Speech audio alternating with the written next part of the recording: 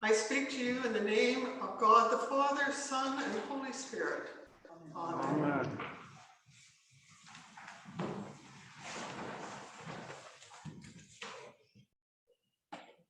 Lent is a difficult time for a preacher. The gospel lessons often present us with pictures of Jesus that challenge our relationship with him. Many of you have come into church not to be lectured to, but to find solace and strength to face the realities of your life. However, the Lenten lessons speak of God's desire for change in us, for transformation, so that God's purpose can be fulfilled in and through us. They direct us to go to Jerusalem, to see a death on a cross, so that new life can be given to us. But although we thirst for new life and hope, the price we need to pay can seem too difficult and frightening. Today's lessons acknowledge our deepest desire to find refreshment for our souls, spiritual longing for food that nourishes our inner beings. They speak of how God offers us a banquet of grace and blessing. But do not take this blessing for granted. For God feeds us and nourishes us for a purpose. We are called to bear fruit, to serve God's purpose of mercy and loving kindness with our neighbors and the world. The world is not fair. Millions of people every year fly long or short distances in airplanes and arrive safely at their destinations. But a few don't. They die in horrible crashes. Most of us sleep safely in our houses, night after night, all our lives. But a few don't. They're burned in a fire, or die from carbon monoxide poisoning, or an earthquake topples their house on them, or a flood carries them out to sea. A war erupts around them. Most of us will live into comfortable retirement, but some of us won't. There was a time that such disasters would be interpreted as God's judgment. Jesus tells us that those who were killed are no worse than anyone else. Their deaths cannot be seen as a judgment on them in particular. They have suffered the consequences that any of us might suffer if we continue to ignore God's call to righteousness. Now, that may seem harsh, and it would be impossible to contemplate, except for God's grace. God's judgment is tempered with a mercy that is almost impossible to imagine. God seeks to nourish us and draw us to follow a path of goodness and blessing, always trying to save us rather than destroy us. It is the world that seeks to destroy us. and lead us into desires that will never satisfy us.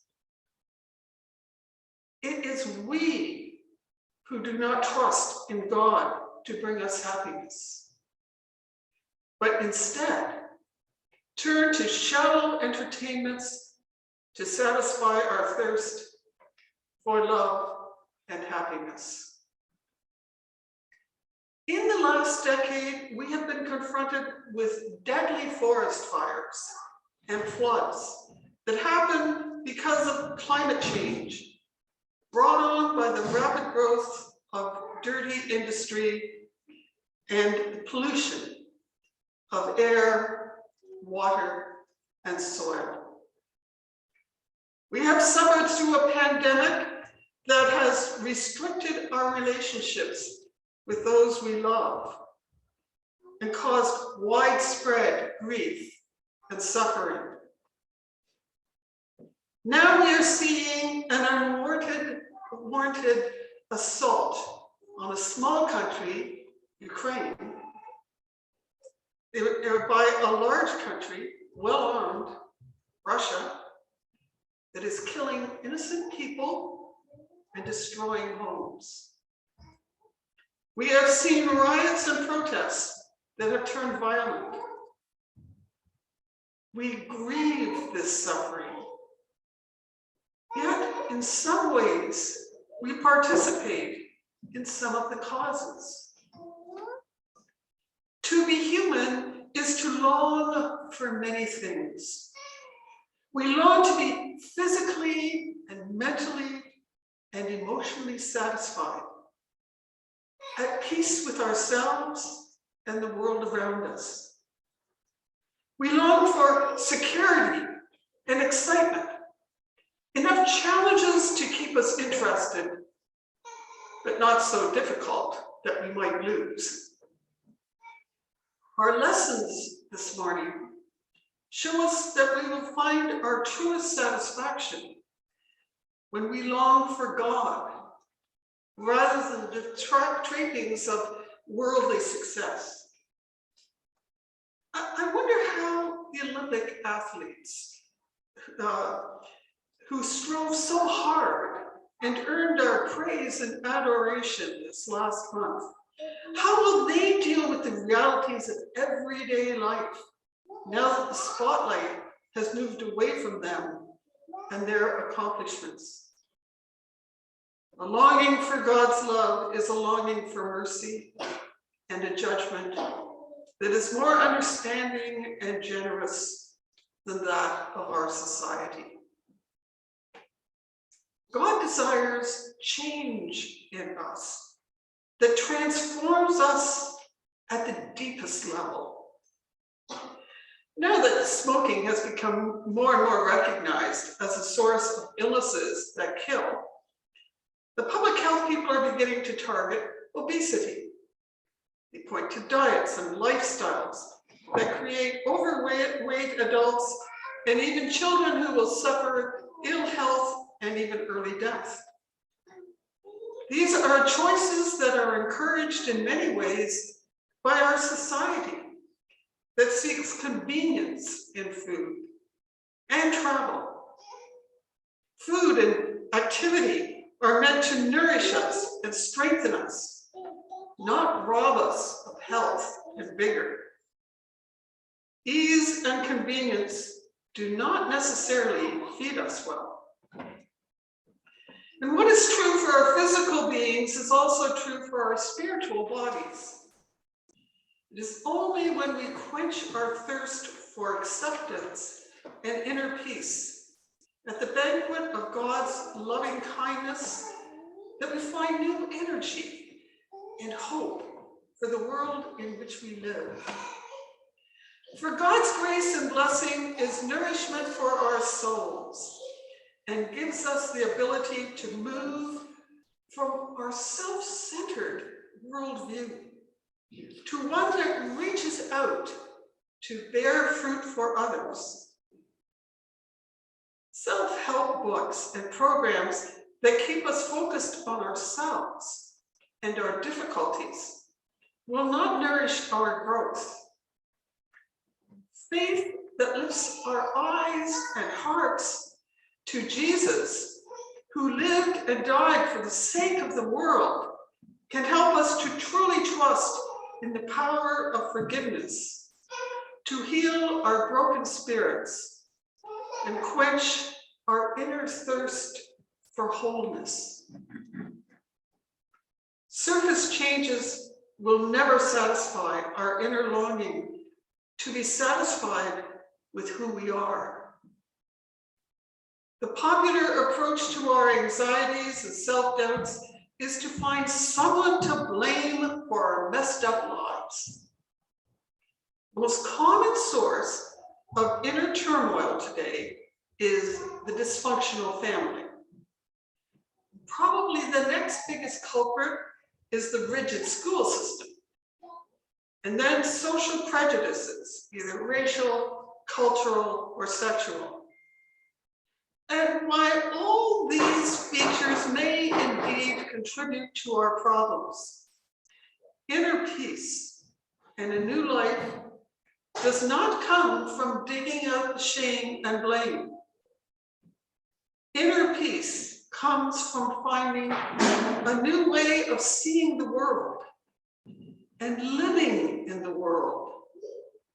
A way that views not just ourselves with loving kindness and mercy, but also our past and those who may have hurt us.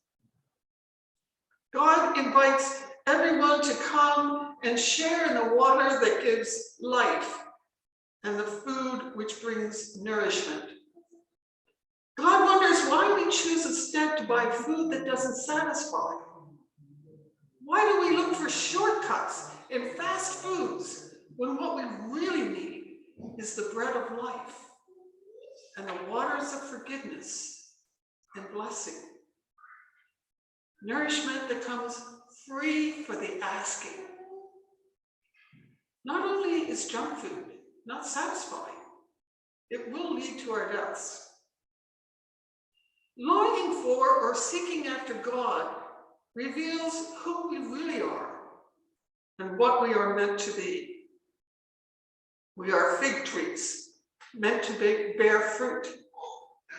It is not enough to seek God's forgiveness and comfort. It is not enough to feel that God will take care of you because he always has. You must use your God-given gifts to bring hope and love and peace to a world that needs them desperately. A world that is dying for lack of compassion and understanding. And we who are of this world will die with the world unless we begin to bear fruit. As we head to Jerusalem to face again the power of God's love to transform death to new life, we should take time to consider the spiritual nourishment that our souls long for as we are transformed and find new life, nurtured for God's purposes. As I said when I began, Lenten lessons are tough, but they are full of hope and promise. In prayer and sacrament, we can seek out God's blessing and grace, God's forgiveness and strength. In the waters of baptism, in the bread and wine, we experience the promise of life that is ours for the asking. This is milk and wine that we buy with no money. But it is nourishment that can refresh and energize us to serve God's purpose for us. Do not eat and drink of this food, and then rise up and go to play with no thought for the future. Eat and drink and rise with joyful hearts to love and serve one another in all that you do. Bear fruit and live.